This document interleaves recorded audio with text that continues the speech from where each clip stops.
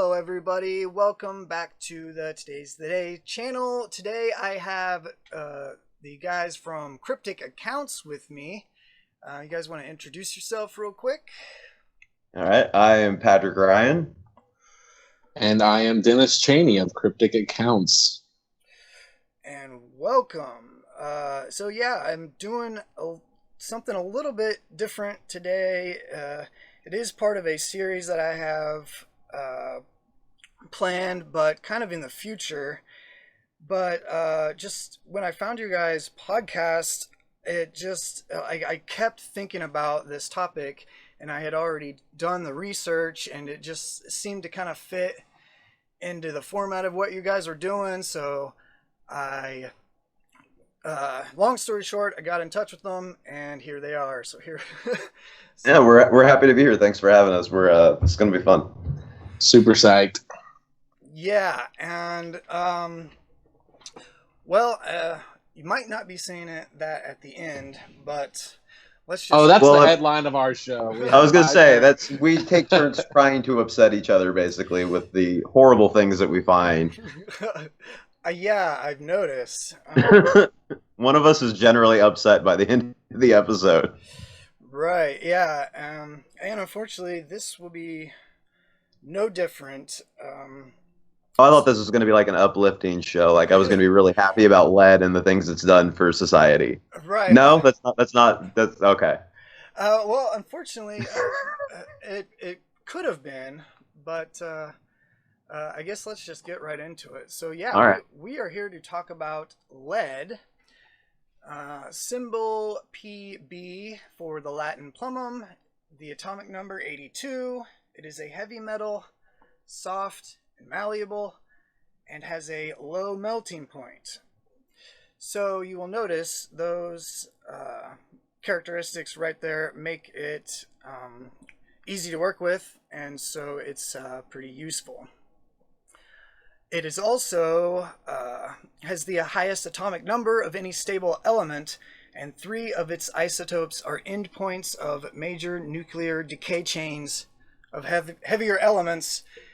And basically what that means is a lot of the heavier elements decay into lead, and then they stay as lead for a long period of time, longer than other elements. Interesting. Does that mean that the lead we find used to be radioactive material, or?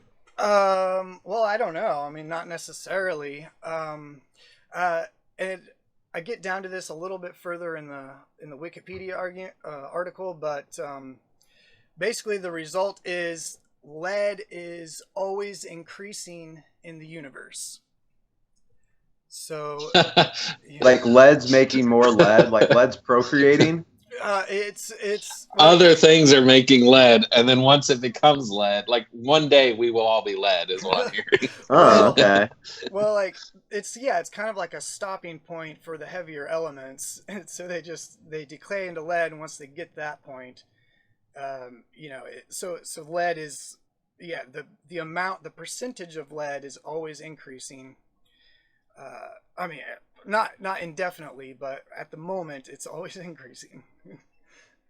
Well, so far it sounds like this could be a wonderful resource if we had good ways to use it. Yeah, true. So I'm going to go on to that point. Lead is easily extracted from its ores.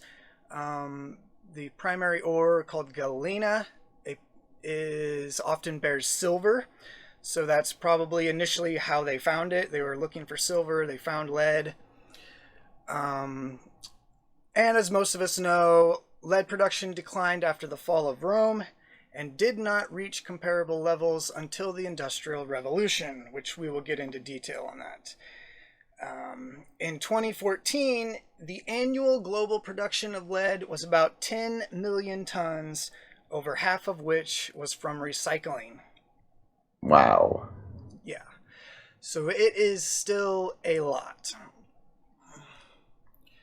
Now I'm going to scroll down pretty far into the article. So this gets back to what I was pointing out earlier. Lead's per particle abundance in the solar system is about 0.121 parts per billion. So not a lot, because it's a heavier element. But this figure is 2.5 times higher than that of platinum, 8 times more than mercury, and 17 times more than gold. And as I said earlier, the amount of lead is slowly increasing in the universe because most heavier atoms, all of which are unstable, gradually decay to lead. So it's one of the earliest metals and elements that was ever isolated. Lead beads dating back to 7000 BCE. In Asia Minor is probably the first example of metal smelting. It was used in cosmetics and lead sinkers for fishing. We all know that. Yeah. So basically, it was kind of known worldwide since ancient times, just because it was so easy to work with. Makes sense, and there's a lot of it. So. Yeah, tons of it, easy to work with, malleable. Yes. What could go wrong? Right. And last point on this, during the classical era, tin was often not distinguished from lead. So lead was called black lead and tin was called bright lead. Okay. So, yeah, they didn't really know the difference, or I guess, well, we're about to get into it, but most people didn't even realize there was a difference.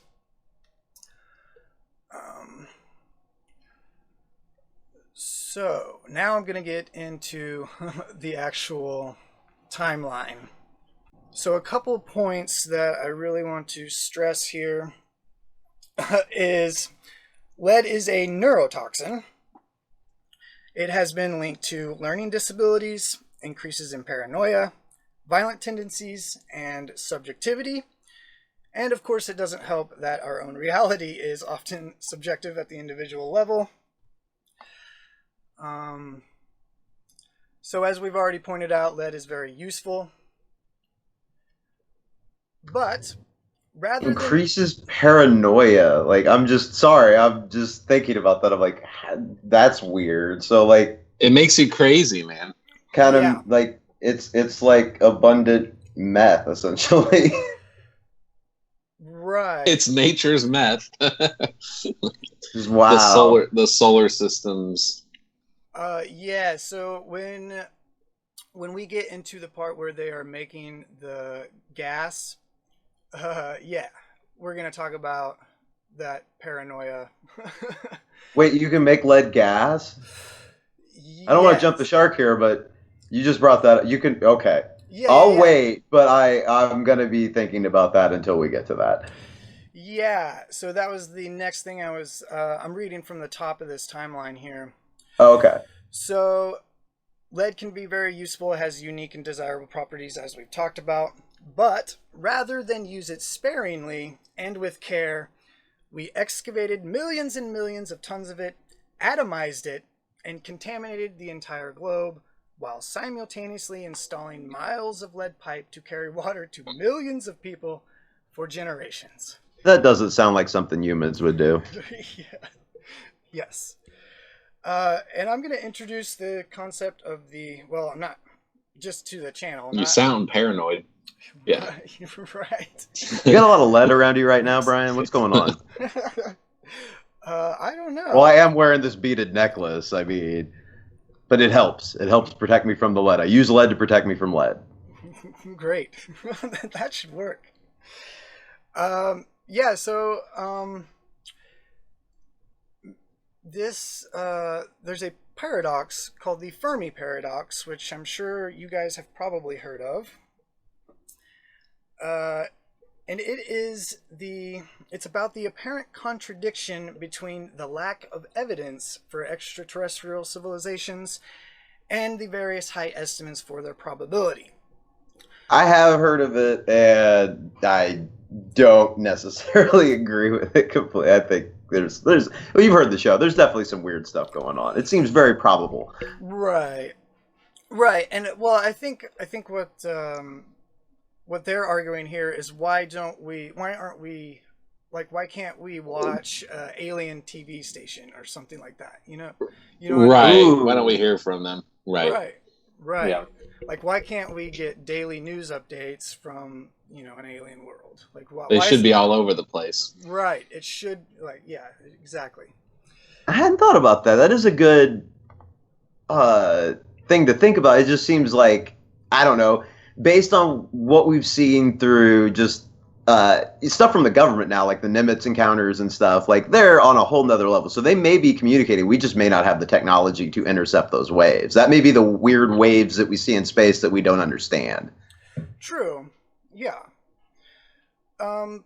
Right. And I don't think they're like saying that anything's definitive. And like you said, there might be, like, for some reason they're hiding or like surveillance or whatever it is, but it just it seems like it should be more common and just out in the open.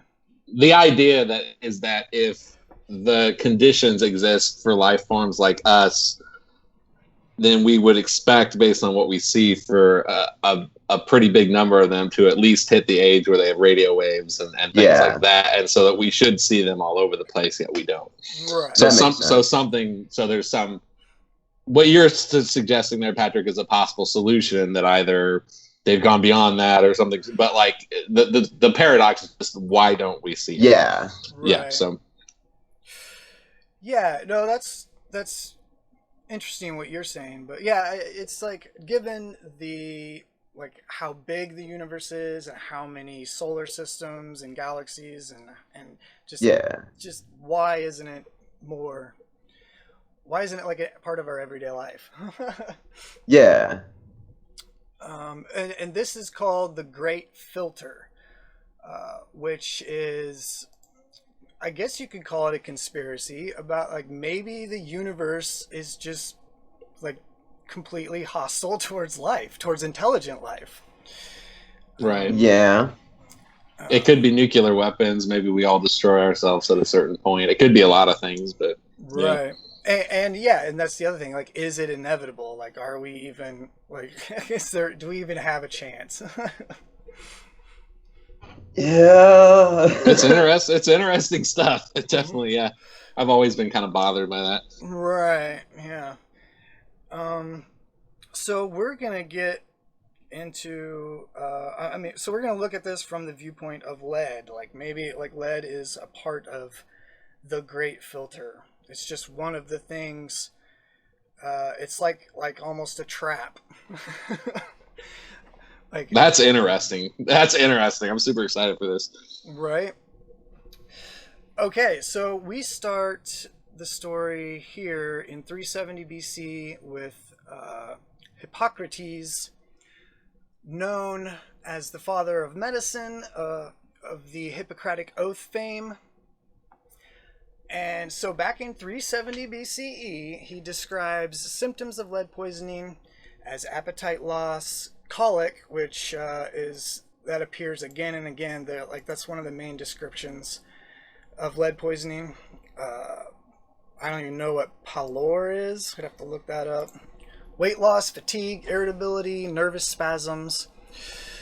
These are consistent with what we call lead poisoning today. So that theme kind of just continues with... Pallor is extreme or unnatural paleness. Okay. Well, so, like, you turn like a ghost, basically. Yeah, so maybe that's where the word pale comes from in English. Possibly, that would make sense, yeah. Yeah. All right, so 14 BC, Roman architect Vitruvius, he describes lead poisoning from leaded pipes. Lead receives the current of the air. The fumes from it occupy the members of the body, and burning them thereupon rob the limbs of the virtues of the blood. The warning went unheeded. Well, I mean, he said it in a really confusing way, to be fair. This is true, yes. Like, it's 14 BC. You're going to have to talk down to some people a little bit. Like, maybe bring it down. Like, there's a lot of words in there that you didn't need. Yeah. Like, I have a college education, and I had to think about that. These people had no chance. Well, yeah, especially when you think about like Latin was like the language of the elite. Yeah. And most people were probably illiterate anyway, so Yeah. like very slim chance of like a public committee being formed on that. Yeah, and also, yeah, the people that are going to understand are going to be the rich people that aren't going to want to spend the money to replace all this stuff. So hush hush. Right. And so that's the way it goes. So we're gonna jump 14 years or sometime in the future, first century sometime.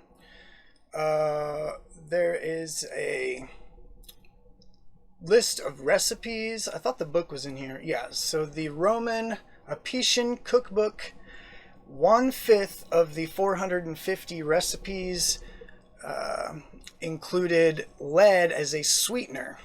Oh no. Yes. When So- sugar is unavailable. Man, lead is one versatile thing. Yeah, kind of disturbing. So, But it kind of makes you wonder what lead tastes like a little bit, doesn't it? I mean, don't swallow it, obviously, but maybe lick a pipe or something. Just me? All right, that's fine. Okay, now, right. Well, you would hope that they would avoid that, but actually, so I'm going to skip to 1621, but in between, like that 1600 year period, there's probably an endless amount of cases that you could find, and it's mostly with lead being added to wine. Because it apparently, I think, yeah, this German city describes it, which I'm about to get to. But yeah, they add it to the wine because it makes it taste better after it's been sitting a while. So they bring life back to old wine with lead. Yeah. And I didn't bother to add all those in there. I just kind of skipped. But you can find them if you look. Man, imagine just figuring out these things about, like, who ate lead for the first time is like, you know what? Screw the sugar. We got lead. Yeah, I don't know. I mean, I'm guessing it has to come from like the miners, like the silver miners, like eating with their hands, and I don't. Yeah. Yeah, or you notice if you drink out of like a lead cup or something that it tinges the taste or something. I mean, I'm sure people had ways of figuring stuff out. So. Yeah. Oh, right, exactly. Yep. Yeah, it all goes back to just being easy to work with too. Like it was like I said, it's like a trap almost. Okay, so 1621, lead was mined and smelted in Falling Creek, Virginia, the first mining and smelting of lead in what is now the United States. And of course, there's evidence Native Americans used it as well, but this is by the new arrivals. Sorry, I'm like zoomed in on my timeline here, so sometimes it jumps ahead when I scroll down. So I'm just setting. No, that's fine. Trying to maintain my screen here too. Okay, so 1696, in the German city of Ulm, there was a severe outbreak of colic, and a monk who was visiting there, he kept being offered wine, and he eventually developed colic himself. So he eventually led it back to the wine, of course. And so the Duke issued a decree forbidding the use of lead-based additives in any wine product. So that was Finally. one of the first bans in almost 1700. I was gonna say, almost 2,000 years later, Yeah. finally somebody's like, hey guys, enough with the lead. We should probably stop doing all this stuff with lead. It seems to be hurting you guys. I don't know why you're continuing it. It's a law now. Right. Yes, exactly. So 1700, lead is discovered in Missouri, and Missouri is going to play a pretty central role in the story of lead in the U.S. later on. So. Oh, Missouri. So that's why I highlighted that. 1723, America's first public health laws was to ban the use of leaded coils due to health problems, again in alcohol. That was in Massachusetts. So coils, like I'm assuming for like they were using to cook with? That's what it sounds like here, yeah. Weird. Okay, so because it's getting up in the air, I guess? That's weird. Unless I guess the liquid is filtered through these coils or something. I don't know. I don't know how alcohol is made. Yeah, well, we're gonna find out. Like, there's been a lot of people like digging into lead pipes, and we're gonna find out they basically are never reliable. Like, they should not be used at all. But so you shouldn't use it for cooking or creating anything because it's going to contaminate. It's a soft, malleable metal. Exactly. Yep. Exactly. Yeah, so it should be used very sparingly in like, you know, like batteries. I mean, there's still some places that it's like, you know, indispensable, but in some places, especially when you're just going to eat or drink from it, yeah, just skip it. So yeah, 1763, Benjamin Franklin writes about the dry gripes, also known as colic, the dangles, also known as wrist drop, which affects tinkers, painters, and typesetters. And so I kind of quote from his letter here. He sometimes felt as if it were in my bones of my hand when working over the types made very hot, and induced me to omit the practice. So he got out of there. Smart fella. Yep. Then I want to highlight a quote from Benjamin Franklin. You will observe with concern how long a useful truth may be known and exist before it is generally received and practiced on. So that sounds about right, yeah. Wise man. There's some quote from like one of the kings of England from like the 1600s too about smoking tobacco and how like there's no way this could be good for your lungs. And just everyone just like ignored him for 400 years. Right. Well, to be fair, smoking tobacco is amazing. Yeah. That is one of those things that is kind of like a gotcha thing, kind of like lead is too. But yeah, I mean, I smoked. Anyway. So we're poo-pooing lead, but I'm also like, yeah, I kind of get it with the tobacco. Maybe, yeah, all right. Right, yeah, exception for tobacco. Oh, Benjamin Franklin, usually has a pipe in his mouth too in a lot of pictures. Yeah. Okay, so I should probably like pick up the pace a little bit. I might have to skip some of these because this is so long. But 1806, this is, I just want to highlight a few of these studies on lead. So the deleterious effects of lead in the human constitution when induced into the system, not only in large quantity, but even in very minute doses, if continued for a sufficient length of time, are universally acknowledged. So lead in cisterns. It's amazing that we could just know this for so long, and we just kept putting it in things. Right. It's amazing. Yeah. And the point I wanted to make there is like they were saying in very minute doses and, you know, over time. So that's like kind of like they knew it was, well, we know now that it accumulates in the body. Like it actually changes your chemistry. But back then, like they were saying almost the exact same thing. You're right. They just didn't understand that it was accumulating. Yeah. Right. Or maybe they did. I mean, I don't know. They're sort of saying the same thing, just not right. Not like saying that it's an atom or whatever. Well, yeah, they're just like people are around it a whole lot. In whatever dose, things go wrong with them. Lead bad. Right. So the next thing here is a ad for lead in cisterns and sink pipes and pumps. That's from 1818.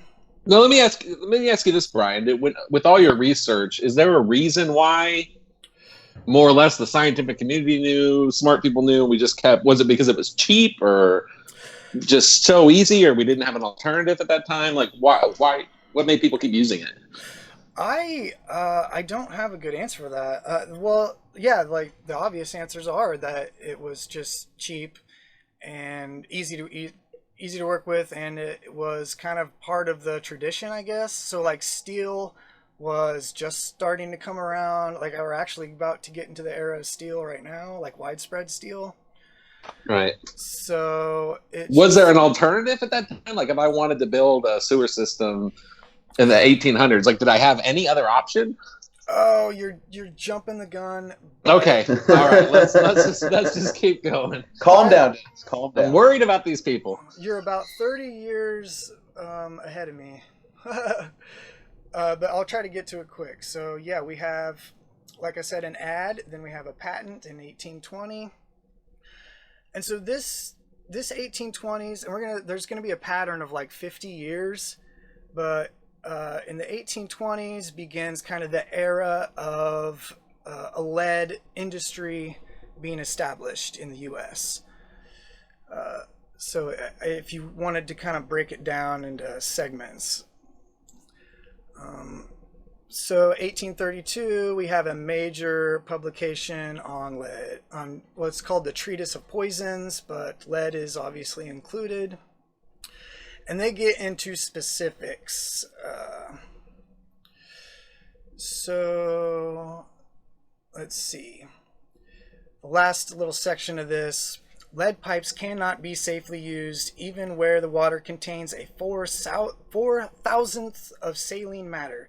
If this consists chiefly of muriates. I mean, I don't even know what he's talking about here. Spring water, even though it contains a large proportion of salts, should not be kept for a long period in contact with lead, and cisterns should not be covered with lids of this metal. So even lids. Like if lead is near water, essentially, like it's gonna contaminate it. Right. They must have thought the salt was somehow like fortified water or something like that. Well, they did it to meat. You got to think about that. That's how they like preserved meat for extended periods of time. Salt was a preserver back then because they didn't have refrigeration. Yeah, that's yeah. So you would think you could add it to water. I don't know if there's anything to that, and then you would boil it out, I assume. But again, the main point, I guess, is again they knew you basically couldn't use lead at all. But we got to figure out a way to use lead, Dennis. Like that's right. You see a problem, and I see we need to use lead. Right. Well, they keep going. So they keep finding uses for it. So 1842, a paint manufacturer called Eagle White Lead is founded. They're going to be a major player. I have heard of lead paint. Yes. Oh, yeah, right. Nothing good. I haven't heard nothing good. Nobody said anything good to say. I had a law professor who was actually pro lead paint in a way. He would make sure to say during lectures about like products and stuff. He'd be like, a lot of the times the stuff we get rid of because it's dangerous, it just lasted so long because it worked so well. And he'd always bring up lead paint and be like, lead paint, man, that stuff really stuck to the wall. It was like really good paint. Oh, right. Yeah. Sure, it poisoned you, but it was beautiful, and that's what matters. It's like asbestos. Like nothing is as good as asbestos as being a flame retardant, but it just the benefits don't outweigh the risk. We found out. So right. Yeah, cancer's kind of worse than the possibility of a fire at some point. Yep. Yeah. Well, I mean, hopefully you would look at it that way. Well, apparently we didn't. Right. Definitely. Wow. Not in all cases, and yeah. Our president would still like to have asbestos in things. Yeah, that is true. So we're not out of the woods on asbestos yet, I don't think. True. Yeah, I guess if you needed to, probably almost the exact same example, just different area. Yep, pretty much. Hey, refresh my memory. When was this paint company founded? 1842 is what I had in here. Okay. Was that right? Yeah. Yep. Yeah. So 1844, there was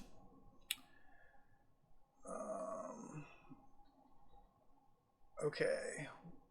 Springwell inhabitants were attacked with severe illness, which was ascribed to the length of lead pipes through which the water passed. Lead was detected in the water upon analysis, and the lead pipes were taken up, and iron pipes were substituted. Okay, so there's iron pipes. When did iron? That's what we needed to be using. Where have the iron pipes been this whole time? I don't know. Well, iron's been around, in my opinion, at least since the Iron Age. So I would say we probably had some capability. We were making weapons out of it. We couldn't have made some, pipes. This has to be an economic thing. This has to be just because it definitely is. Yeah. And so we did have iron, and the other point is they noticed the problem, and they replaced them. Right? Back when we got stuff done. Right. Back when America did things. No, there was just a small community that was like, hey, this is bad. We should do something for the community about this so they don't all die. We still have major sewer problems in this city that have been issues since the EPA. I don't know. Yeah, people used to just be like, that's a problem, rip it all up, rebuild it. Right. I really admire that. And then you've got whatever's going on in Flint, Michigan. Oh man, yeah. So unfortunately, that's later on, but yeah. Of course it is. Yeah. Of course. Yeah. So another example of something going right. So this is the city of Hartford in Connecticut. They had a commission, and they decided galvanized iron pipe over lead. They recommend their fellow citizens to adopt it for the inside of dwellings and other places. So yeah, I do want to emphasize here, they're leaving the individual households, their plumbing is up to them. So on the household level, they're not making laws or anything, just recommendations on that. Yeah, you got to figure out on your own how to get rid of these lead pipes you've got running into your house or inside your house. Yep. And what I have on screen right now is what they replaced in Hartford, Connecticut, the wooden pipes. So these are tree trunks with giant holes drilled through the middle of them. That's the city main. That sounds really hard to put together. I can't even imagine. Yeah. And that was, what's the year on that? 1844. So we are who thought that was a good idea? That sounds really hard to create a hole through the middle of it. Yeah, I know. I thought that was crazy. That's why I put the picture in there, because I had no idea they used wood, or that was even possible. That's great. Yeah, I was looking at that picture, and that's ridiculous. Yeah, that's nuts. Can you imagine having to bury and install those? Oh my god! And getting them to line up, and how do they not leak? I have no idea. They gotta leak. How do they not biodegrade just immediately? Also all kinds that. of bugs and rain. Right. Yeah. I have no idea what they did, but they look like in pretty decent shape too. I think that's them being dug out of the ground. Yeah, that's one that's been removed, I'm assuming. Right. The way they've cut it to show it, and it's crazy. It's like a full-size tree. It's not like a little baby tree. This thing's easily, I don't know, what's that say, 13 inches across. So it's like a foot wide. Yeah, that's just crazy. Yeah. And they're drilling through the center of it, probably right after they cut it down. Right? So they would have to be hand drilling it. Yeah, it's insane. Imagine that's your job, is to just cut down trees and then drill holes through the middle of them. It's just awful. Right? And you think you have a promising career in the wood piping industry, and then the whole thing just collapses. Now you got to find a new trade. Yeah, and the new trade is lead pipe. Yeah, well, it'd be easier to work with, but it's all bad. It's all bad. Right. Okay, so the next entry. In 1848, mining begins in the Joplin district, 34 miles from the site of Picher, Missouri. And Picher, Missouri is going to be one of the main threads that I'm pulling here. So this is sort of where that starts. They're about to hit the mother lode in Picher, Missouri.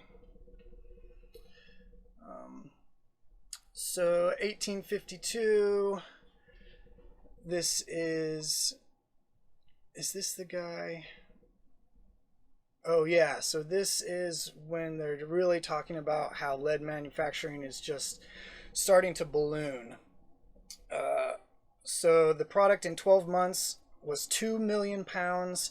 It was shipped out on large reels or coiled in caskets.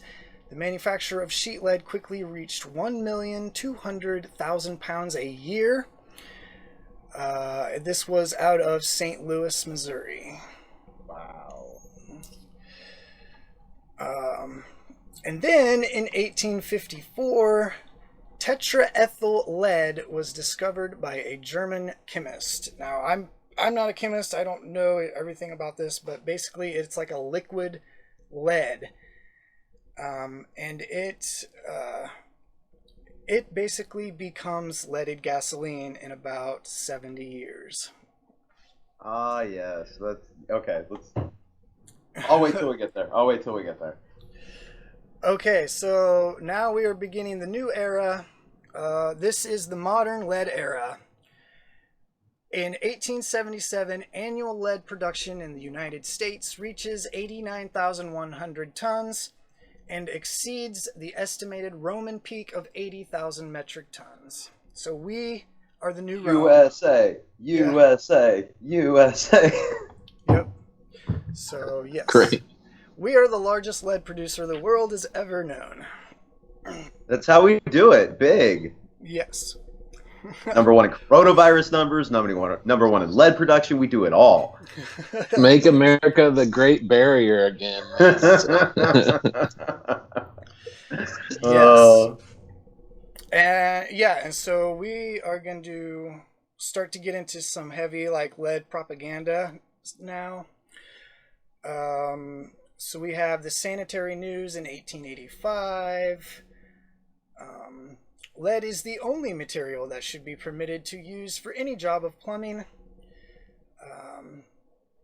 And then they say that the United States workman is the best in the world because we have the best plumbers and the best plumbing work. So yes, exactly what you're saying. We are America. That's how we do it. We are America. That's how we do it. So 1885 is kind of when that starts. 2 years later, the U.S. medical authorities diagnosed childhood lead poisoning. I don't have the specific in that. Sorry, I usually have links. Oh yeah, I should say I have all the links at the bottom of this document, so I'm gonna put those in the description, and so I will share that. If you guys, however you guys are gonna link to this or whatever, all those links, I'll drop those somewhere where we can all have access to them. Yeah, I see them all. I saw them all at the end of the document. Yeah, You did your research. You definitely put some legwork in on this. Yeah, and I found some good resources too by a lot of other people who because these timelines basically existed. So I pretty much smashed 3 or 4 timelines all together into one. So the internet is awesome. Yeah. The internet, which is based on lead tubes. Yes. Initially, yeah, actually. Well, I just mean electrical circuits where I think lead was used a lot. Right. Yeah. Okay. What so can't lead do is really the question. Yeah, that's the downfall. It'll fix your life and then it'll kill you. Lead. That's the temptation, yeah. So let's see. Also 1887, Oh yeah, so this guy did a really good study of lead in his city, and so this is kind of pop up again with the whole Flint, Michigan thing. So that's why I put this in here, because I thought it was interesting what he did. So he was just testing hydrants all over his little town, and he found the amount of lead fluctuated considerably in the same locality. It rapidly diminished since this period of time, and so 2 days after that test, found not a trace of lead in two places where he had found it 2 weeks before. And a new locality tested also showed no reaction. Moderate reaction was found at two other localities, and the amount was still comparatively large. So he's just like testing all these different places. Oh yeah, this was the part that I wanted to... Sorry, I'm like trying to control...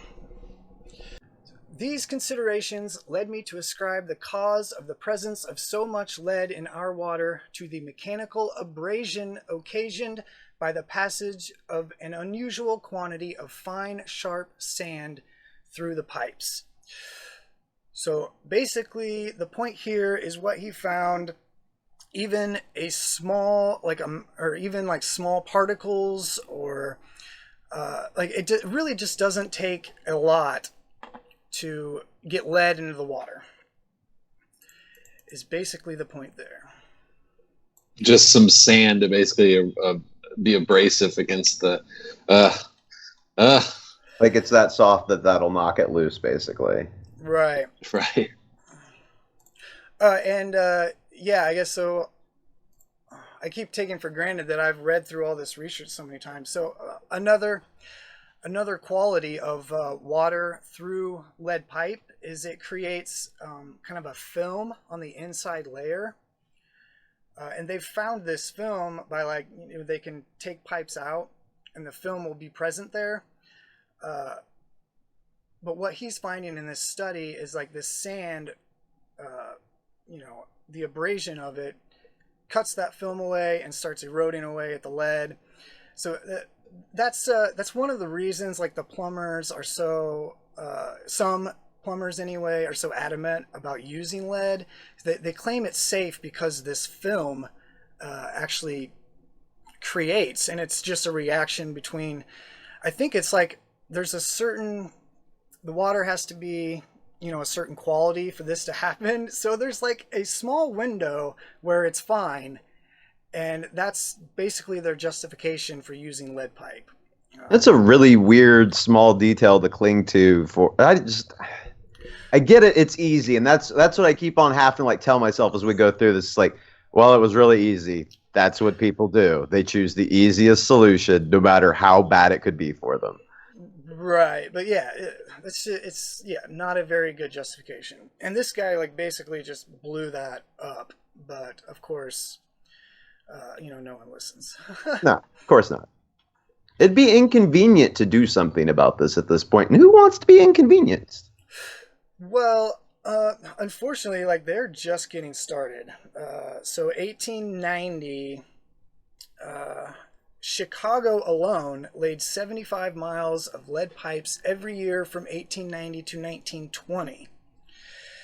And this was from a article, a modern era article. I don't have the link here right under it, but this was a study that had taken place probably after Flint. I don't know, since I don't have the date here, but they were kind of going back and looking at the records and be oh my god, this is such a huge problem. It's terrifying. Yeah, they've got a couple hundred years of records at this point to look at it and be oh man, and they kept making it worse. Ugh. Right, what were we doing? Yeah. Well, I bet at this point they fixed everything and moved forward to do the right thing, right? We're almost done. No. So we are barely getting rolling. So 1896 National Lead was one of the 12 original stocks. in the Dow Jones Industrial Average. So there you go. That's the money angle.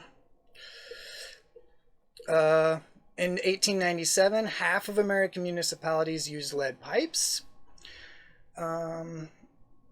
This was a study looking back that found infant mortality rates were 25 to 50% higher on the whole. That's the average. Even higher in areas where there was acidic water. 1903, we have advertisements for paint continue. 1906. So 1906 begins kind of the debate between using alcohol or gasoline in cars. So we are about to get that era going. In 1908, GM is founded in Flint, Michigan. Huh. So we're just establishing the big players right here. 1909. I'm sure GM did nothing but better the community of Flint through their time there, obviously. Right. It's like so far we know that like they're doing great. Yeah. Oh, yeah. 1909, France, Belgium, and Austria ban white lead interior paint. So in some places around the world, they're kind of getting it together. Wait, okay, so just the color white, though? Is that what that means? Oh, no, like I think lead is basically, well, I don't know. Yeah, I guess, but I know when they make lead paint, it's white. So okay. That would be like the base. Oh, okay. So I guess you could add color to it if you wanted, but it would still be white lead paint. Okay, that makes sense. Yeah. That's how I understand it. Okay. 1910, we have our first hero. Oh, no, sorry. Our first major hero in the modern era, I should say. We've had a few in the past. Alice Hamilton, she completes a groundbreaking study in the state of Illinois, finding workers have been poisoned and conditions are worse than in European countries.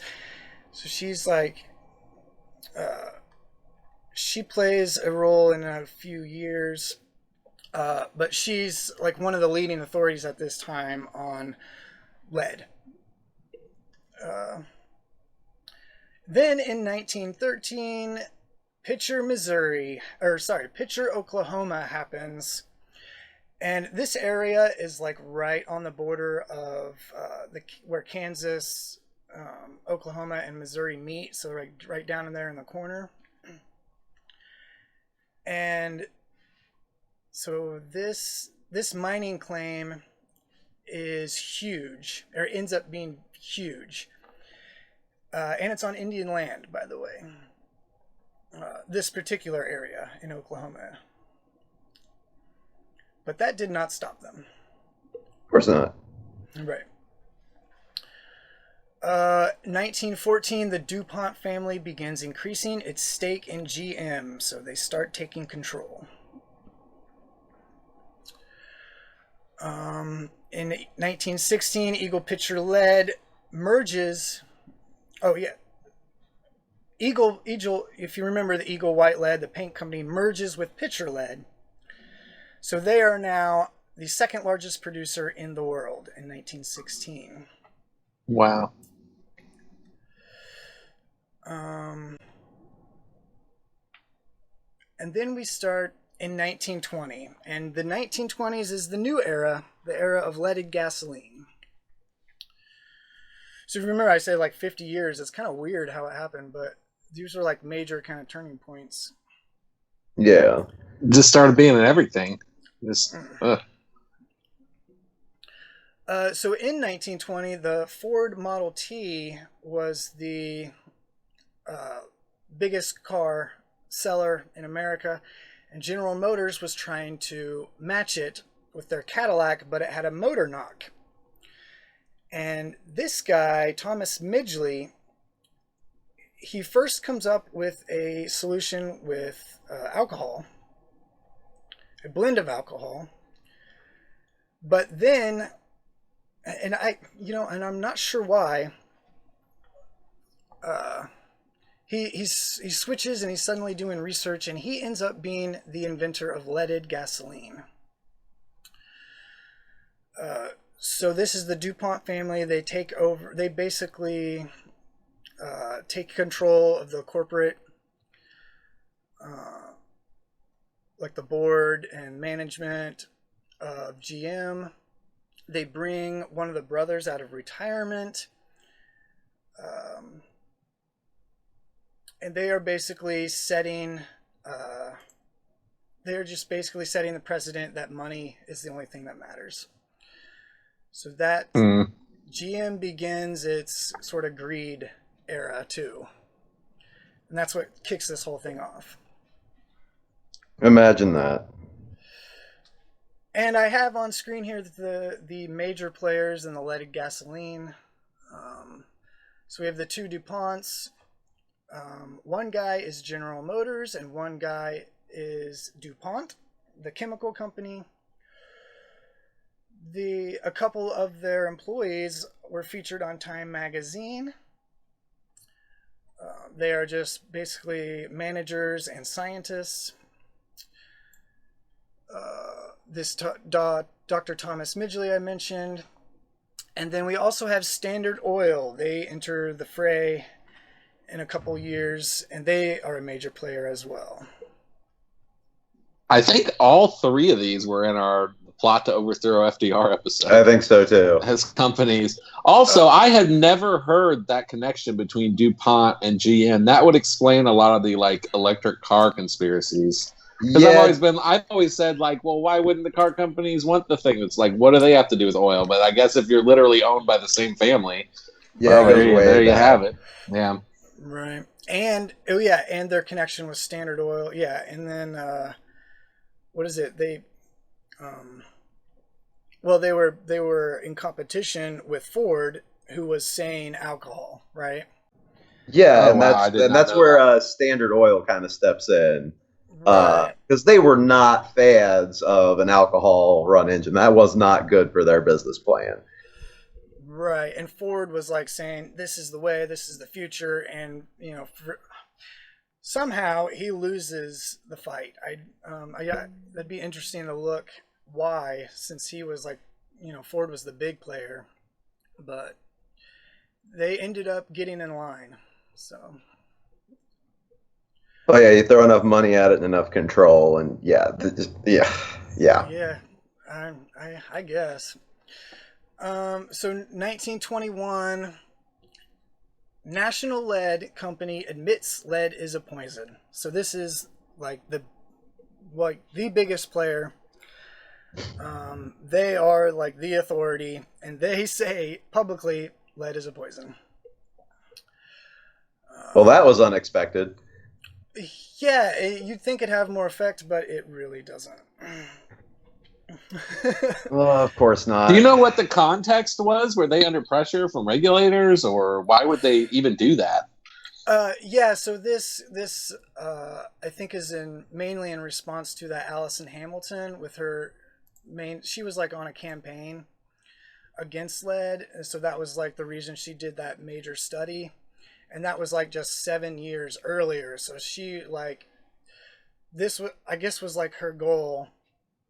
Well, and you're rolling into the women's right era at this point where they're gaining a voice, and that may be why she's gaining traction on this at this point. But I'm just trying to figure out why, if I'm this giant, powerful lead company in the age of lead, why would I even admit that? I could just say you're crazy. That's true. Yeah, I don't know, because it's kind of out of place too, because they're very.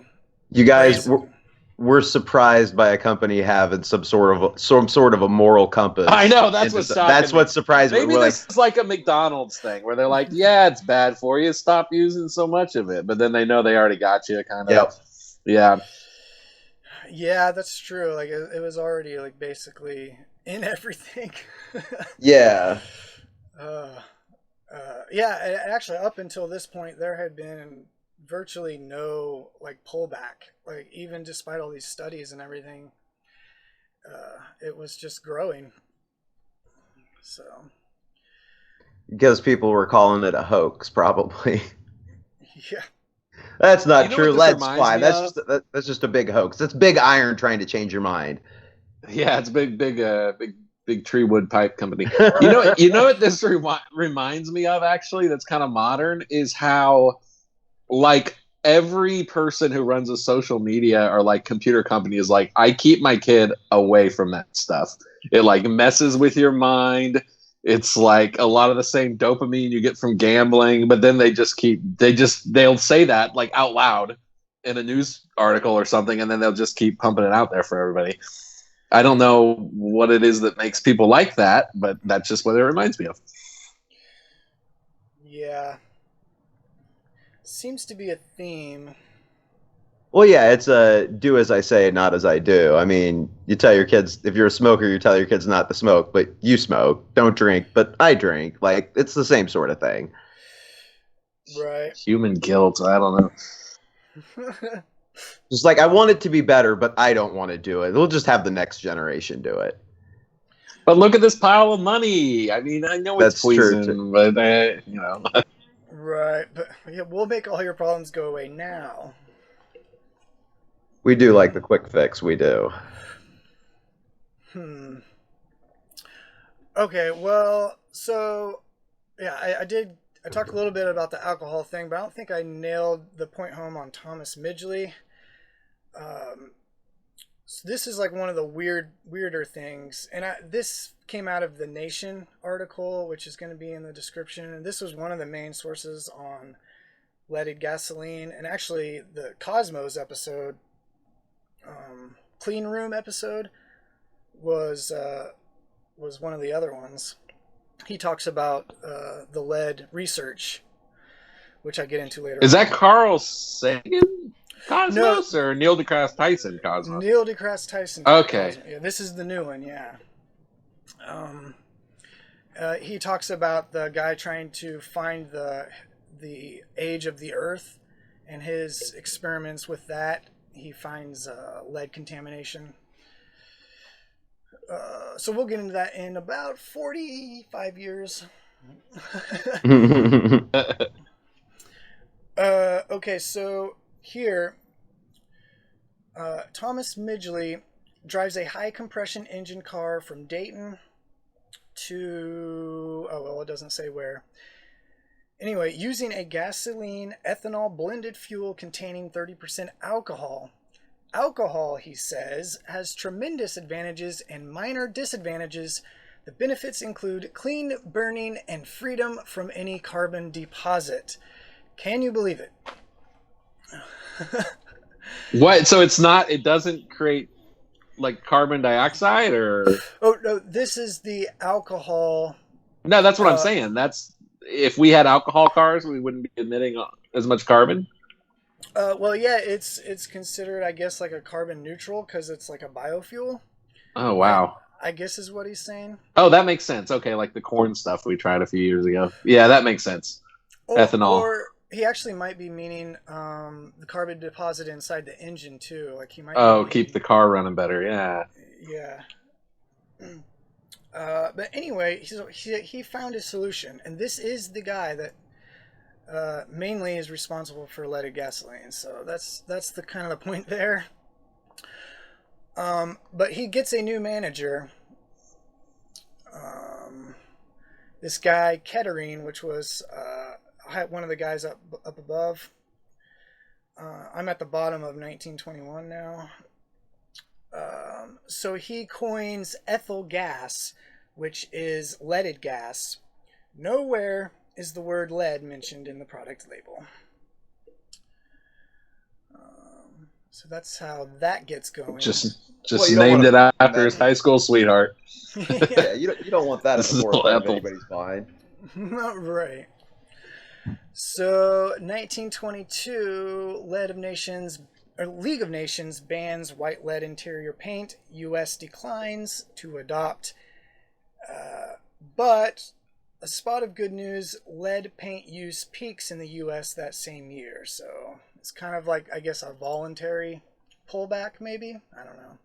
people, I would assume that's more citizens hearing that news and deciding to opt out of lead. That doesn't sound like the industry or the government stepping in. True. Well, you also have to remember at this time, this is pre-New Deal, so pretty much any regulation had a chance of being knocked down as unconstitutional. Yeah. You couldn't just say, hey, stop using this thing. They're going to say, hey, that's my right. I have a business right. So, people can... I mean, at this time, they were even challenging, like, minimum wage and stuff like that, so... Well, also, European ideas aren't really encouraged at this point either. Yeah. Like, not adjusting lead. Well, yeah, the metric system, lead, all of it. Yeah. Right. Exactly. Yeah, we're very slow. So we seem to be on this side of the pond. Yeah, we like to march to our own drum. Exactly. So let's see. We have a letter between the two DuPont brothers. He's describing the TEL, which is the ethyl gas, the leaded gas. He describes it as it's the lead additive, which makes leaded gas. A colorless liquid of sweetish odor, very poisonous if absorbed through the skin, resulting in lead poisoning almost immediately. So this Wow. Yeah. This is also from The Nation, a lot of this DuPont stuff. And they were able to find like some letters, but a lot of company documents are just missing or don't exist. They Enroned it. They pulled an Enron before Enron. They just got rid of all the records. Yeah, but these personal letters, so that's like really their source of information on most of this. So let's see. GM files a patent for TEL. And then the DuPont brothers make an agreement together that GM would be supplied TEL by DuPont. But yeah, I mean, hard to imagine they're working together, right? Yeah. You said they're brothers, right? Same last name. Right. No, they're not. They're obviously American probably not royalty, coordinated. man. That's what I mean. Yeah, that's. Ugh. Okay. Yeah. Yeah, they're not coordinating anything. Of course not. Right. So then we have a letter from the U.S. Surgeon General to Pierre DuPont. He is basically saying leaded, atomized, and put into a gas. Because lead poisoning in human beings is cumulative, this will result in a daily intake of minute quantities. It seems pertinent to inquire whether there might not be a decided health hazard associated with the extensive use of lead tetraethyl in engines. People were so polite back then. That's just such a nice way of saying you're poisoning everybody every day. I was just gonna say that, like, yeah. Well, that, and there's been evidence in the country for like over 100 years at this point. Like, something is wrong with lead, you guys. Yeah, it's just crazy. Like looking at all, like, over and over again. Yeah. So right below that we have a picture ad, for lead, and they are actually using Rome as an example to advertise their lead pipes. So that's what this you can see the Colosseum in the background. You know that place where the emperors went crazy and started burning everything to the ground? I know. Lead was there. So this is the ad in full. I won't read through it because I don't know what... I probably saved it in there for a reason, so if you want to read that, you can. But like, it's basically lead paint, lead pipes. I mean, like, it's all being advertised. Look, you should build your entire house out of lead, is what I'm getting from this. Yes. If you don't have everything coated in a healthy layer of lead, then how are you really living? Yeah, just wow. Wow. How else are you going to keep the thetans out, man? You got to keep all the... Oh, man, right? Oh. So, wow, those last 2 years have been a doozy. 1923. This whole decade is just kind of where everything goes really wrong. Like, if That's you can kind of believe it. true just in life in general in the 1920s. Just everything kind of went wrong. Yeah, that's true. That is weird. Um, But at least we're not repeating any of that in any way today. So that's good. We learned all those lessons. We've moved forward. We're better now. So that's good. Anyway. right. I'm glad there's no parallels. Yes. Yeah. Yeah. Okay, so first we start off in 1923 with a bang. Thomas Midgley has to decline a speaking engagement because he has found his lungs have been affected and that it is necessary to drop all work and get a large supply of fresh air. I So, love that this was the time when like doctors would prescribe you to get fresh air. Like that's what's you got bronchitis. You obviously need to go to Arizona and get fresh air. That was literally our last show that we did about the curse of the pyramids. The whole thing started because a guy was sick, and they're like, "You should go to Egypt. It's Yep. warm." wow. The air is dry. Exactly. It was really easy to be a doctor like 100 years ago, really. Like you could just kind of call yourself a doctor and then just kind of throw stuff against the wall. Oh man, right? Okay, so he writes a letter to Cummings. Was this the manager or the Surgeon General? I can't remember. I think the Surgeon General. Oh yeah, it says right here, Surgeon General. So he promises the average street will probably be so free from lead that it will be impossible to detect it or its absorption. Okay. Then they also have a letter, again from the Nation, where Midgley is breaking down the amount of money that they can make off of selling the leaded gasoline. So he thinks that they ought to go after it as soon as we can without being too hasty. Look, we got to grab it. But we can't be desperate about it. Like we got to be cool, guys. Be cool. Yeah. So DuPont begins its first large-scale production of TEL in Dayton, Ohio. Made 160 gallons a day. In less than 30 days, several deaths of workers there would occur. Of course. Wow. Because if you get any of it on you, it absorbs into your skin, and then you have lead poisoning. Well, actually, at the beginning, things were much worse than that. Oh, like if you were just in the room just inhaling it enough, it would probably do it to you too. Right. Remember, yeah, because they are like basically making batches of leaded gasoline, like hundreds of gallons. So they are just like breathing in, and of course, gasoline fumes. So it gets bad. Well, yeah, there wasn't a lot of PPE in factories, personal protective equipment. There wasn't a lot of that going on in factories back then. Right, and who knows how the ventilation was. I mean, sure, they had to have some because they would have been passing out, but yeah. Windows open and probably some fans. I mean, but Right. not a whole lot you can do back then. I wish I could find a picture of the inside of that factory. That would be great, but...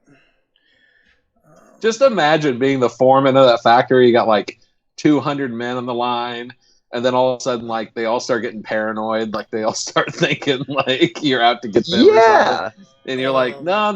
God, it just must have been a disaster. Okay, yeah, so also in 1923, we have Robert Kehoe comes onto the scene as a industry expert and spokesman.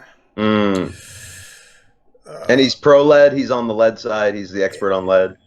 Yes, he's going to be like the doctor that tells everyone everything is fine. Oh, okay. So he makes some measurements of lead in the plant and in workers. His control group was workers in the plant who had no direct contact with the compound. So he's like basically testing people in the office with the people on the factory floor. I would argue the baseline still has lead in it because it's in the air. Wow, how did you know? Okay. He's like, they're in the same building? I feel like that baseline might be tainted. So you're immediately skeptical. A little bit, yeah, a little bit. Okay, so GM gets the Bureau of Mines involved in September of that year. They tell the Bureau to refrain from giving out the usual press and progress reports because they're afraid of false headlines. Oh, that false headlines. Okay. Yeah. Let's see. Oh, so they say scare headlines and false impressions is the quote. Yeah, okay. That's one way to say it, I guess. Yeah. It's like they already know it's going to be bad. Yeah, right. Yeah, they're like preemptively like trying to suppress it already. So Like, I doubt the DuPonts are spending a lot of time in the factories or on the floor at all. No, they're getting letters though, so that's good. So leaded gasoline goes on sale in select regions in the country. So the very 1923 it begins. I've got some little data here. 1/5 of the total number of private sources examined were condemned because of the presence of what deemed to be dangerous amounts of lead. I think this is like more studies on lead in water, I believe, judging by the parts per million. Yeah, so sorry if some of these like they don't fit in place. If you're seeing this on the screen,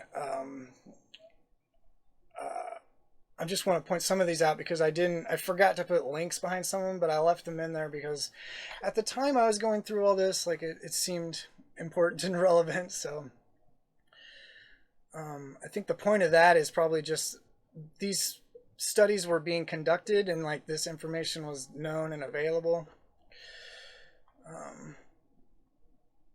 And this is early on still.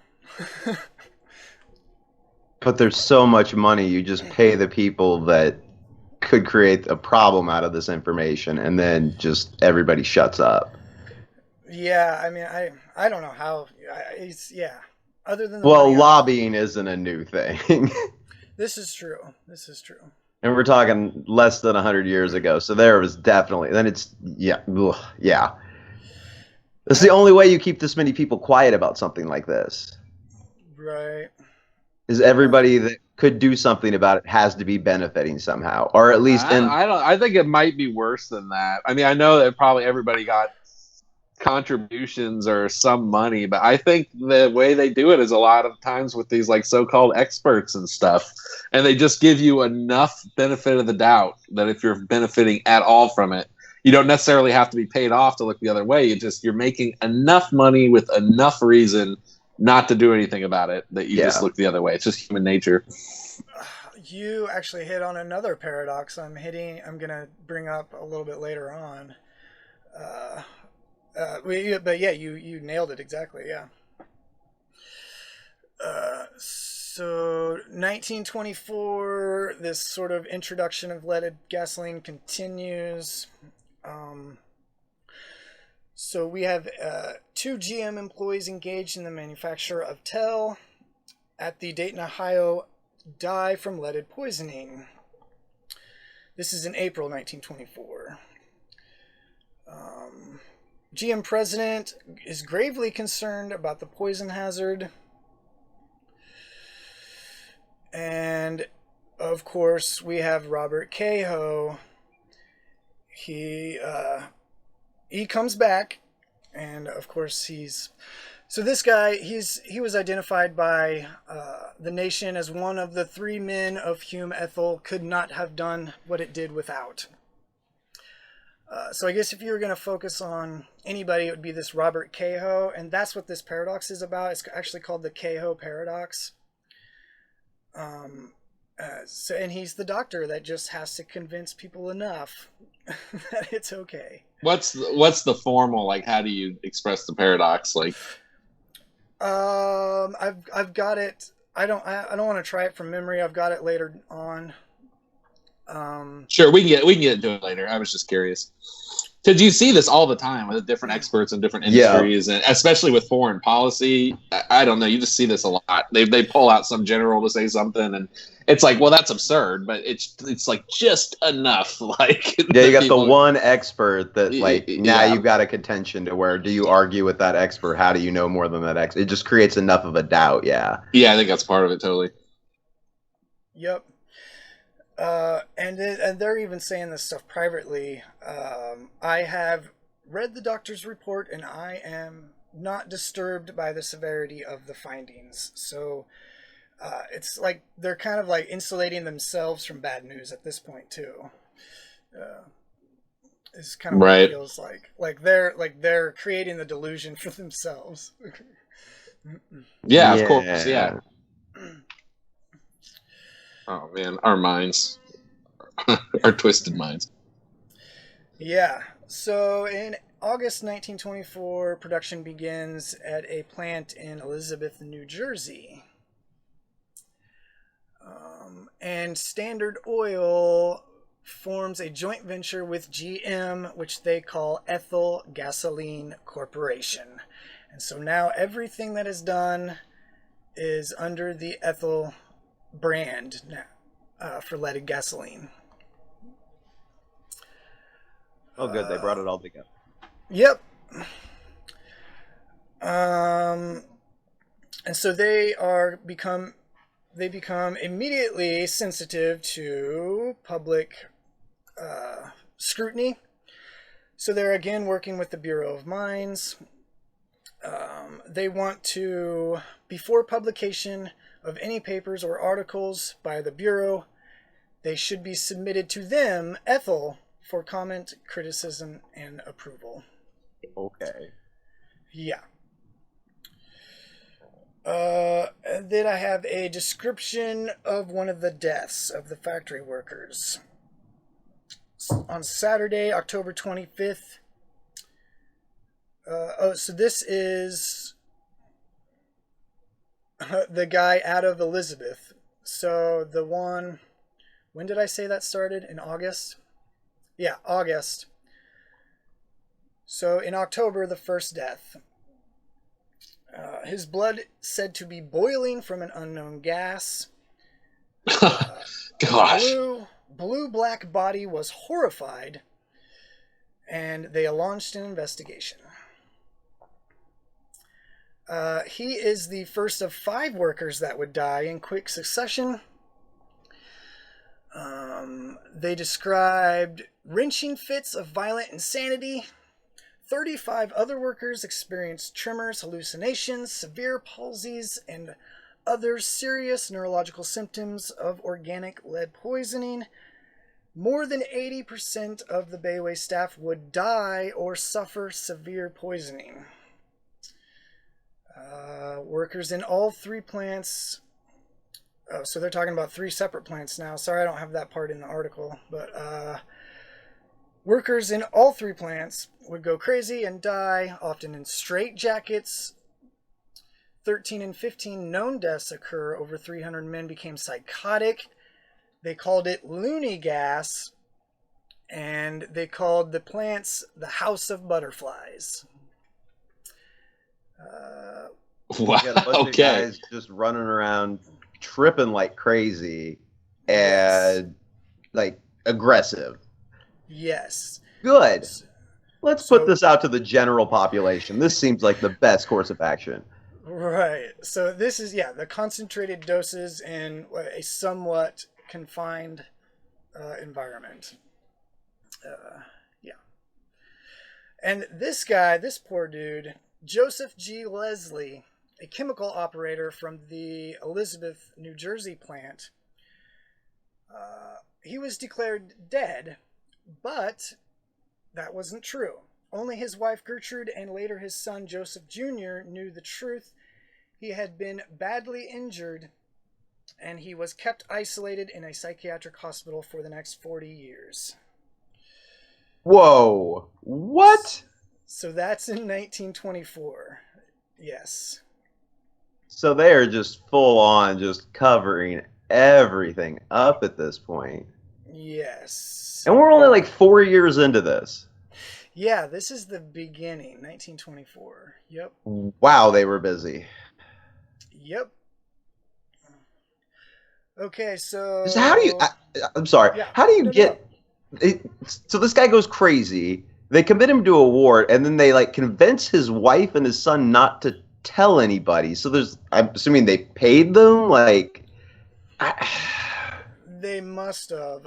Yeah, because I'm going to... Like, we'll pay your bills for the rest of your life. Just shut up about your husband and go visit him every once in a while, but don't tell anybody. Right. Yeah, because I'm about to get into how that Robert Kehoe doctor guy cashes in. And so, like, the money floating around is just crazy. Okay. Yeah. Okay, so at the reconstruction hospital with these men, they're strapping them to beds. They're having crippling seizures, screaming and saying gibberish, all of that stuff. Tried a variety of treatments, but nothing worked. A few of the men gradually got better. Let's see. Official diagnosis was syphilitic meningeo whatever, basically syphilis. Wow. So even the doctors are now like involved in this cover up. At least at this hospital, that is. It was like your mind is melting away. That's what syphilis does to you. So maybe that's just the term they use. I don't know. I think that's giving them too much credit. All these men, they came to the butterfly factory. They all got syphilis. It's just like, what? Yeah, it doesn't add up at all.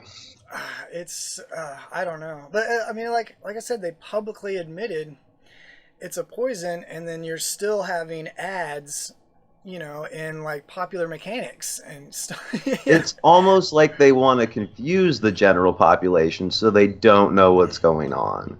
Right. Right. Seeing a lot of themes that have just continued throughout the years. Yeah, I mean, especially if you're selling ads, and I mean, and yeah, the controversy probably sells newspapers. So you're like, I mean, yeah. I don't know. It's a mess. It's a mess. Okay, so we finally get the Bureau of Mines report in November 24. They conclude no peril to public seen in ethyl gas. More deaths unlikely. Okay. That sounds like it was based on some very thorough research. Just wow. Wow. All right. Oh, no, I'm sorry. That was the New York Times headline that I just quoted, not just, but that was based on. That's what dude, I was just going to ask, what do the DuPonts have in the media at this point? And this stuff still goes on today, but like, what fingers did the DuPonts have in like the New York Times, for instance? I think because they were one of the major ones who covered up the whole FDR plot too, which involved this family. Like, I would not be surprised if they were financially somehow involved in that paper or something. Yeah. Oh, and like the profile pictures, these guys were pictured on the front of Time magazine, you know? Yeah. Like, it's like, so how much are you? I don't know. I guess maybe you should probably point out their role, but I mean, at the time, this was just common. Like, leaded gasoline wasn't being scrutinized very heavily, so. No, it seems like it was just in very small circles, and then like it would ripple out a little bit and then get subdued almost immediately. I'm assuming with money or some sort of influence. Right. I mean, like, the information's out there, but it's being suppressed simultaneously, and then they're creating doubt simultaneously. So it's just,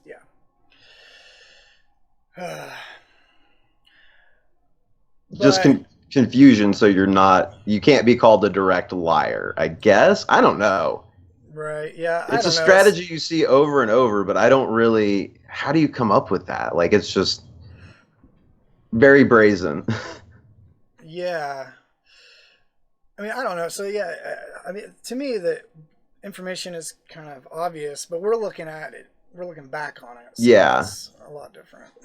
Well, I think at the time it makes sense, too. You know, like that one lady comes out, says, hey, I'm an advocate. This is a poison. You come out, you say, yeah, it's a poison. But there's, you know, you're not thinking about the film on the pipes and all. You just kind of admit it, make it go away, and then just keep doing your thing. Yeah. It's rough. But yeah, speaking of that, Alice Hamilton, like we have another hero, Yandel Henderson. He is out of Yale. And he comes out against the Bureau of Mine Study, and he's got Alice on his side, or he's just kind of like a I don't know what you want to say. He's just like kind of backing her up. So he would be like her male counterpart in the American academia, I guess is a good way to say it. I don't know. So we finally kind of have our protagonist.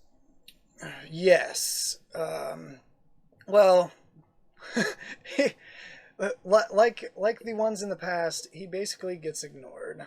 Oh, okay. Well, I got really hopeful there for a second. Yeah, but he does have a really good quote.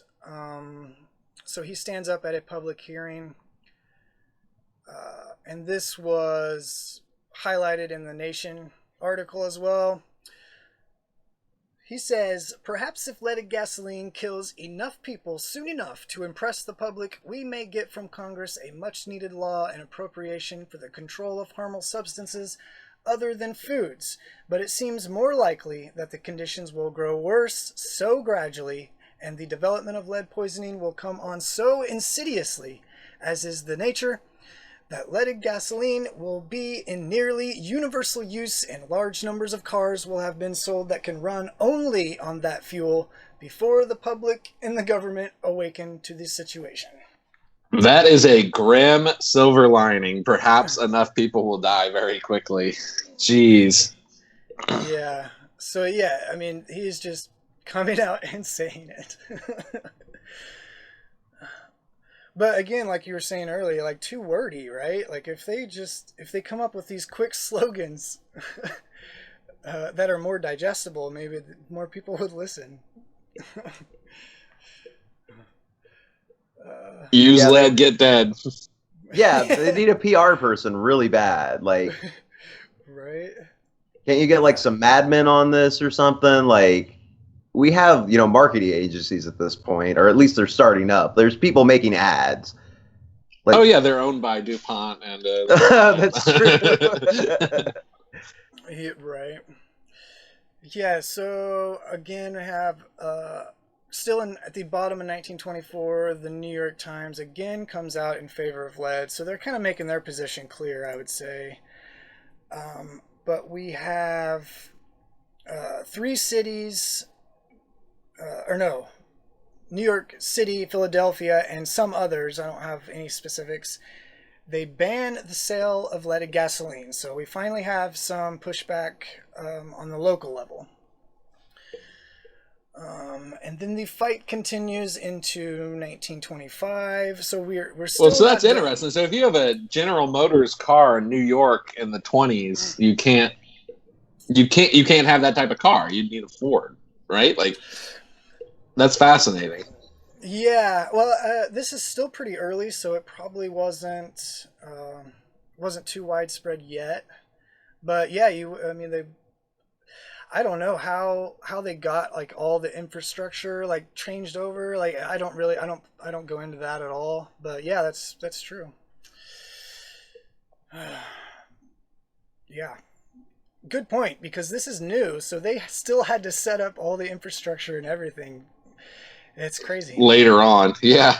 Well, you can look at it, like if you want to compare it to something, we're seeing it happen now with like electric charging stations as we transition to that. Like, right. We're going to be, it's a build out in a similar fashion. Right. Well, the main difference here is like they like know going in they're gonna be like mass poisoning like everybody. Well, yeah, that's Right, true. and then 20 years later, they're like, "Oh, whoops, okay, let's just go ahead and build it." Yeah, that's nuts. Well, Right. It's look, like yeah, we know that, but also money, you guys, money. Like, we'll make more right. money than they can fine us, is usually the way things like this work. Is we'll make more than we'll lose on this, so let's do it. Oh my god, yeah. Like, can you imagine being the guy doing the calculations? Like, yeah, the investment's sound. We're good to go. Oh yeah, because there was definitely an accountant somewhere that was doing that work. Like, yeah, I mean, but I figure it's going to take them, 20, 30 years before they figure that. We're going to have everybody on it. They'll all buy from us. By then, we'll be so rich, it won't even matter. And then we'll just go, whoopsies. It's like opioids, man. Oh Of my course, god, they yeah. they ended up getting theirs, but I mean, they had I to mean, have known it was coming. They had to know it was coming someday. They're just like, how many billions can we make, and then fight? Well, Bear, on that subject, Bear was changing patents and stuff. Like, they started out with heroin, basically. And it Oh, just I see. evolved so that they could keep on selling it as restrictions came up. Well, I was talking about that family that ended up, I think, giving away most of their money and shutting down their company. Like, I just say, like, these people know the reckoning might come someday, but like, Yeah. how much money can you like grab up in the meantime? Like, Basically. Yeah. We get into that a little bit later too, because they start. Well, yeah. I mean, I already showed how they're kind of stepping back already. Like everything's under Ethel now, right? So they're already kind of distancing themselves. But they keep creating layers of that. oh, I see. Okay, like a layer of liability. You can't go any further than Ethel. Yeah. Oh no, I didn't even think about that when you brought it up. That's so devious. Yep. Yeah, they're not So- dumb people doing this. These are very intelligent people. That makes it worse. Yes, like they're thinking this through. Right. And they're good at what they do too. Yeah, it's like, man. Okay, so little update on Joseph Leslie. In 1925. So they are transferred quietly with a number of other victims, or he is with others, to Greystone Psychiatric Hospital in New Jersey. So I don't know. That's another thread that could be pulled at some point. Yeah, it's weird how they covered that up. Like, to me, that should have been like a pretty big story. But okay, so in May of 1925, we get a conference for the Public Health Services in Washington, D.C. So this is like setting up the showdown right here for the national level. So they are whoever wins out of this is like, is lead oil going to become it, or are we going to keep doing something else? I have a quote here from Frank Howard of Standard Oil, since I, got to bring him into the mix a little bit. Present day civilization rests on oil and motors. We do not feel justified in giving up what has come to the industry like a gift from heaven on the possibility that a hazard may be involved in it. Wow. Yeah. All right. Well, that's a lot of what modern industry was built on. It's like, we know there's a cost benefit analysis. That's all they're saying, basically. Yeah, so then this is basically hitting the same points. There's not a question that there's a hazard.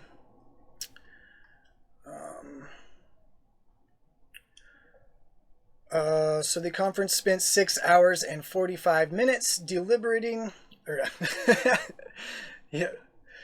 Yeah. Screwed up that word. On what Yandel Henderson had prophetically called probably the greatest single question in the field of public health that has ever faced the American public, and reached no conclusion. So that's how the first conference ends. Yeah. That sounds like Congress. Yep, it really does. And then we have Henry Ford predicts in an interview that ethanol fuel from vegetables will be the fuel of the future. 4 years later, early examples of his Model A car would be equipped with a dashboard knob to adjust its carburetor to run on gasoline or alcohol. So that's what I was saying earlier, he begins to cave. This makes me like Henry Ford even more. He's kind of a likable guy, like the way he paid his employees enough and to buy a car, and this whole, I never knew this whole side of him, that he wanted clean fuels. Yeah, I didn't know he pushed this hard for it. I knew there was an option at the beginning. I didn't realize that there was like a switch on, but like this is new information. Yeah, like I do like him more because of it. I still don't like Ford, but I like him. Right. Yeah, it's kind of like the AC/DC argument where, they thought that one had to become the winner, but it ended up kind of being both. But AC definitely came out the winner, even though it was like the more dangerous option. We have a theme, kind of. We like to choose the more dangerous option for whatever reason, just as a rule, even if it's worse. Corners. Yep. I mean, I think they made the right decision in AC/DC, but the whole leaded thing, that seems like that was the wrong decision. But you changed your mind. You saw Thomas Edison kill an elephant with it. That's what. That's true, right? Oh no, for sure it's dangerous. For sure. Okay, so just so we're clear, I am pro modern power. AC didn't win out. I'm not trying to argue that we need like a giant thunderbolt machine to run the world economy, but yeah. Right. Okay, so along that same line, GM, DuPont, and Standard Oil, now all partners with the Ethyl Corporation, are arguing there are no substitutes or alternatives to leaded gasoline. So they are just outright lying at this point. Nope, there's nothing else out there, obviously. Whatever Ford's doing is a lie. Right.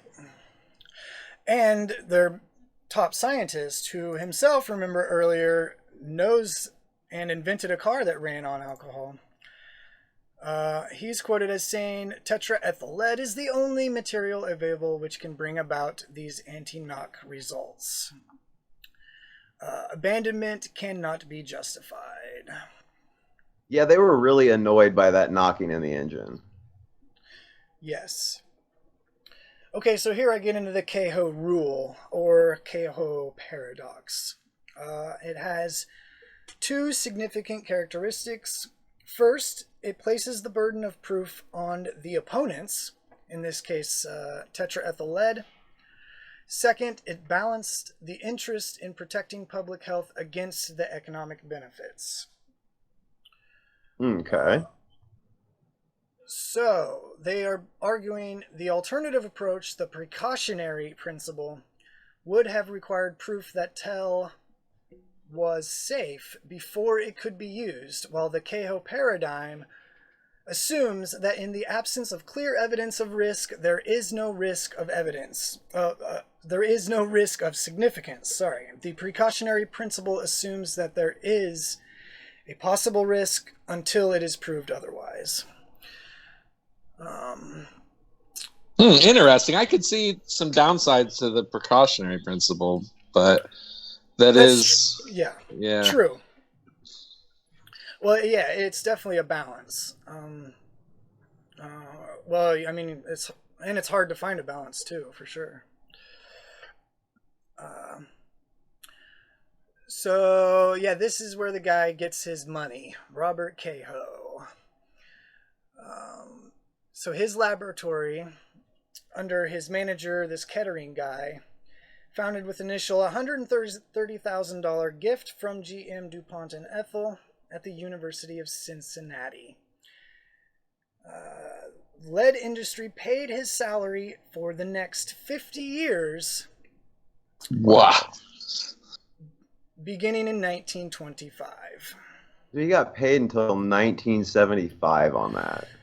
Yeah, so he was banking, and this is throughout the Great Depression too. He's banking. Yeah. Yeah.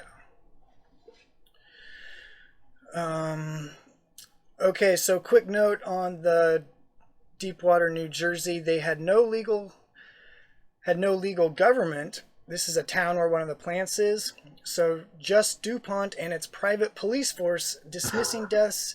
A DuPont spokesman said at the time, "It is a fact that we have a great deal of trouble inducing the men to be cautious. We have to protect them against themselves." What? So It's a company town, man. Blaming it on their employees. Yeah, I didn't pull this thread either, but this is... Look, they're just dumb and they're dying in town. We don't know what's going on. We're trying to protect them. Yeah. Is that basically what's happening here? Right, yeah. Yeah, it's their fault. It's the workers' fault. Okay, so like I'm assuming blame it like getting drunk or something, and then I don't just Well, they're not wearing Just safety procedures. Right. Oh yeah, their mask. They're not wearing their mask. That's what it is. I doubt they had masks they were supposed to be wearing. Well, yeah, who knows? Well, it might have been pretty common to have people at least knew a mask because of the Spanish flu, right? So Well, but there was pushback to that back then. Like what we're doing now happened 100 years ago. It's really frustrating. Yeah, no, exactly. Yeah. There was anti-mask coalitions in San Francisco that pushed back during their third wave, and that's when they got hit really hard. Yeah, no, I'm sure everybody had thrown away, and they were like gauze masks back then. They weren't even like really helpful. I remember. I think DuPont could afford some gauze. I'm pretty sure. I'm pretty sure they weren't making them wear gauze masks though. Right, for sure. But I mean, how? I mean, hopefully. Well, I know they had like full on face gas masks back then too, just because of like chemical warfare and like this is. But they were using them in factories. No, I'm just saying there were options available. Yeah, right. Oh, I'm sure there were, but it wasn't like a practical thing that most people had access to, I don't think. Well, my point is the company would. They just didn't want to waste the money, obviously. Yeah, no, they didn't give it.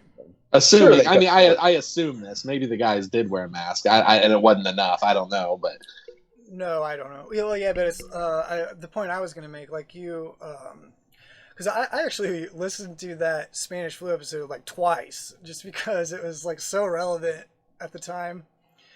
Yeah, it's really eerie how much things are we're just repeating things. Yeah, so I went back through and so I actually listened to it twice, but I remember the gauze, the point you made about the gauze where it wasn't necessarily stopping, or it probably wasn't, it was actually more the social distancing. Yeah. Than the gauze mask that helped. So I wonder, unless they had like a full face mask, like, well, and I'm sure it was tamping down like when you cough, like it was suppressing it probably to some degree that way, but it wasn't an N95 mask, there wasn't any personal protection in it, like. But yeah, I think social distancing played a pretty big part, and yeah, just that spit projectiles couldn't travel as far because they were wearing those masks. Yeah, right. Well, and that's all the farther we've come in 100 years. We got a little bit better fabric and some filters, and other than that, we're pretty much the same. Right. Yeah. No, I'm wearing the basic cloth one, but when I, not all the time, just when I feel like I have to, and like especially if I'm in a crowd. I haven't been out in public without a respirator since like, I don't know, the end of February. Like I stocked good masks early. Oh, okay. You got like the full on N95. I have some N95s, and then I have a bunch of the PM 2.5 filters and stuff, which do about 90% filtration as opposed to 95%. That's cool. Yeah, no, I'm not. Patrick is also hoarding ventilators.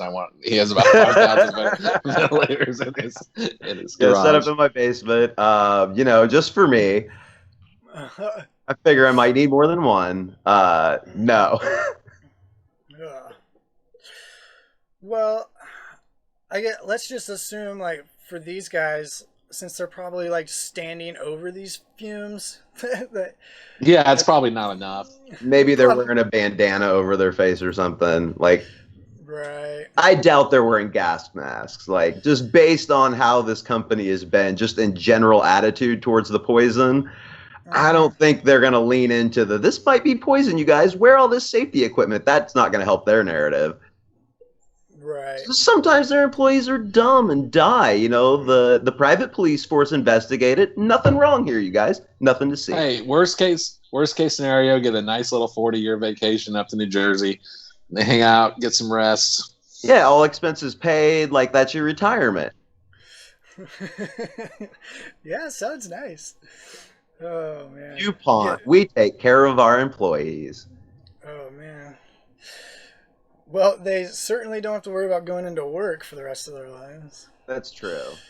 Also, they're paranoid that the nurse is going to kill them in their sleep. Right. Yeah, I wonder really like how bad it is like for that guy for 40 years. Like was he like literally felt like stuff was crawling on him for 40 years? Like how bad? I mean, I don't even want to think about it, but that's crazy that once it's in you, so there's like no way to get it out essentially. Yeah, well, definitely not on like the atomic level. I'm guessing it also probably causes physiological changes to your brain. Right. After a period of time. I mean, it would not necessarily be like the lead is in you making you crazy, but if it like screws up your, you know, the way your brain works by like reducing oxygen or something, you know, like that might be permanent damage. This is nothing you can do about it.